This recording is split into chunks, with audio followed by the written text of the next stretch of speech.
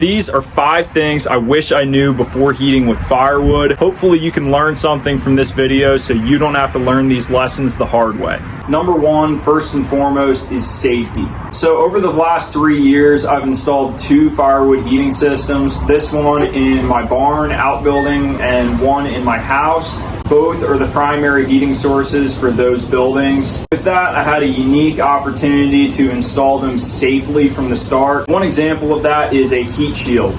So in both stoves, I have heat shields protecting anything flammable around the stove. In the barn, I have a smaller heat shield that protects the rafters on the roof. And in the house, I have a concrete board as well. They're connected with 1.5-inch copper spacers that I have a screw through with a washer. So that way I can protect the floor joists of my house. I also don't stack any wood in the vicinity of the stove, so that if any embers fall out, they have nowhere to go. They're sitting on concrete, and if they do touch the concrete board, that's masonry as well. That would also protect your house from fire. Another safety thing to consider from the start is your chimney pipe direction. So you want all of your male ends of your chimney pipe facing the firebox of your stove. That would mean that the female ends of your chimney pipe are facing the top hat of your stove. Now the reason for this is if you have any embers that escape through the crack of the chimney pipe, they will in turn fall into the firebox of your stove, as opposed to going outside of the crack and falling onto the floor of your house or outbuilding, potentially causing a fire.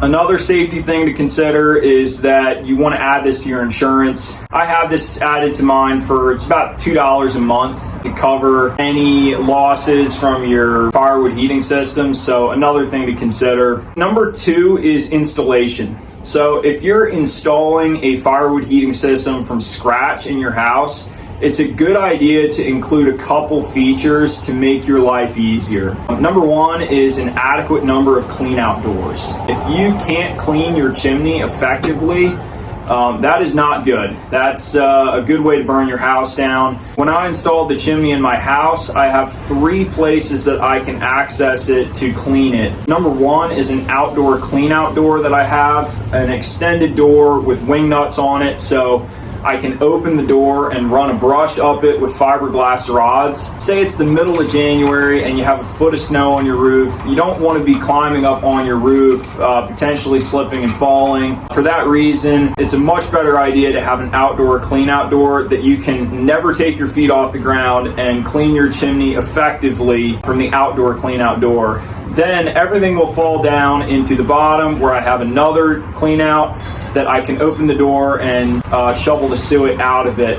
Another good example of this is wherever you have a 90-degree turn in your chimney, instead of putting an elbow in, I personally like to put in a T. The reason for that is that an elbow you can't access with a brush if you tried, unless you took it all apart. A T typically has a cap on one end in which you can take the cap off and run a brush through it. I have that on the thimble of my chimney in my house, which I don't clean as much as the end of the chimney where you get more creosote, but it's still a good idea to have a T, so that way you can run a brush through the thimble all the way down to the firebox and then all the way up to the top hat easily without ever walking on your roof or taking apart any of your chimney pieces. Another important part of installing firewood heating like this in your house is moving heat. So as you can see, this thermometer thinks that in front of my stove it is 88.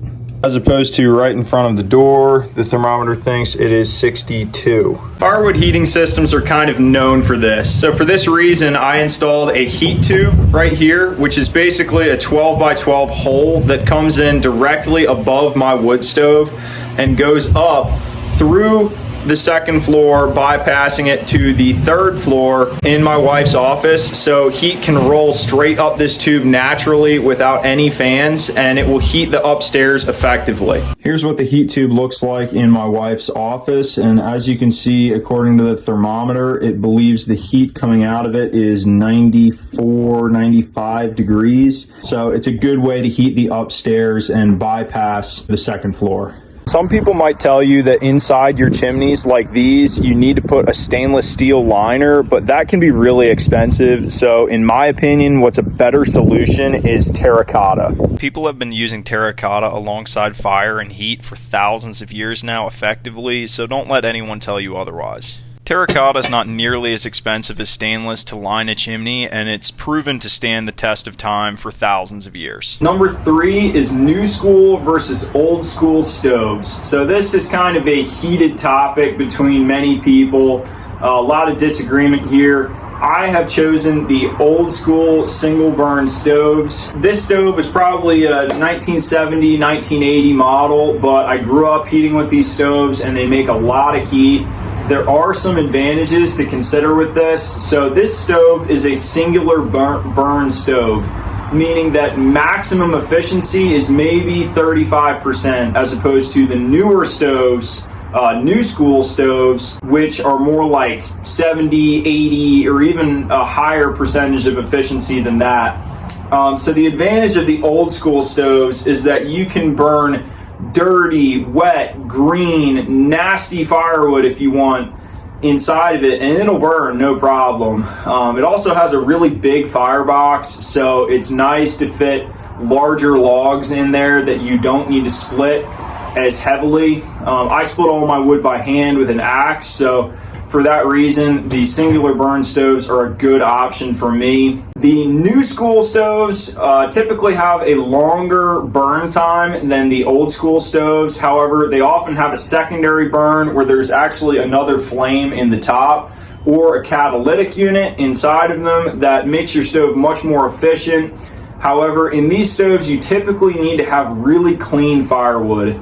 The fireboxes are smaller, so you can't fit the giant chunks of ugly green firewood in there like in a singular burn stove. You want to have really well-seasoned firewood in a catalytic stove, something that's really pretty. A lot of the wood I burn here is leftover scrap from my barn or from lumber production, and for that reason, the singular burn stove fits me really well. Another advantage of the singular burn stove is that being that they're an old model, they're a lot more affordable. I got this one on Facebook Marketplace for like $200, which is a much more affordable price than the secondary or catalytic burn stoves, which can be thousands of dollars. My dad heats with this exact single burn stove, and he's been heating with it for 40 plus years, burning 10 cords of firewood through it every year. So they stand the test of time. The newer catalytic stoves are more known for burning out components and needing to replace parts, and they're not as sturdy as the old singular burn stoves are. Number 4 is sustainability, or the long term of heating with firewood. So if you're considering heating with firewood in your home, you want to make sure that you have an adequate wood source for a long period of time. Whether you buy your firewood locally and have it delivered, or you cut your own firewood like we do, you're going to need a lot of trees to have a proper timber stand improvement on your land so that you can continually feed your stove over a long period of time. Another thing to consider is how you split your wood. So being that I'm a young guy in my 20s, I split all my wood by hand. Although I realize that might not be sustainable as I get older. It's a lot of work to split all your wood by hand, especially when you burn 10 plus cords a year like we do. Alternatives to that would be things like hydraulic log splitters. So those are expensive, but they're really only a good idea, in my opinion, if you're able to haul firewood poles out of your property and stack poles, then cut them all in a log yard and then split them on site. If you're trying to haul your splitter throughout the woods where it's rocky and you've got obstacles, it's, in my opinion, a better idea to hand split, unless you need to have really small pieces of firewood, like say you have a new school catalytic stove that only takes really little 14-inch pieces of firewood. Then you're probably going to want to have a hydraulic splitter for that, or even better yet, a wood processor, but those cost a lot of money. An axe is not that expensive, and The way that I do it, I like to split my firewood in really big chunks because like I said, I have a singular burn wood stove that will take really big pieces of firewood and burn them no problem. So for that reason, I can split by hand. I don't have a tractor to pull poles out of the woods with. I just need to split on site. So for that reason, an axe is the best solution for me. Another sustainability or long-term option for your wood stove is having stainless components on the inside. A lot of stoves have carbon steel on the inside, which will burn out a few times over the course of your lifetime. You can actually go through some every season depending on how hot or how much wood you burn. If you want a piece of metal in your stove to last a lifetime, you're going to want to cough up the cash and buy stainless steel. Yes, it's known for not rusting, but it's also extremely resistant to hot temperatures. So most stainless modifications inside of a firebox like this will outlive their owners. Another thing to consider is wood storage. So when we moved in this house, we didn't have anywhere to store firewood besides under a tarp. Really, to get firewood adequately dry so that you can burn it effectively in the long term, you're going to want to get it off the ground. So I do this in a few ways. I have plastic pallets down in my barn that I stack wood on top of, and then I can get adequate airflow through my firewood, which is super important because if you have firewood just heaped over with a tarp, it's not going to dry. It has to have good airflow through it and be off the ground, elevated, to effectively store it. I also made a wood rack on the other side of my property that will fit 8 1/4 cords in it. This has proven to be a wonderful way to store firewood. It dries a lot of my firewood to roughly 10-12% moisture, and that's perfect for burning in wintertime. So I like to season all of my wood at least 1 full year in advance before I put it in my wood stove. My last point, number 5, is the concept of free heat. So a lot of people, when they put in a firewood system, they think that it's free, and to a certain degree, depending on how much value you consider your time to be, it is. However, you're going to need some equipment to effectively process firewood. Number 1 would be a chainsaw. I like to use the Stihl MS462, which is a great firewood saw. However, it's over $1,000. You can cut with smaller saws to produce firewood as a homeowner, but if you're going to burn 10 cords a year, you're probably going to want a saw that can really effectively pull a chain fast and make a lot of firewood rapidly. Another expense for this would be hauling your firewood. So I haul all of it in my pickup truck, but you can do this with a trailer or with a tractor.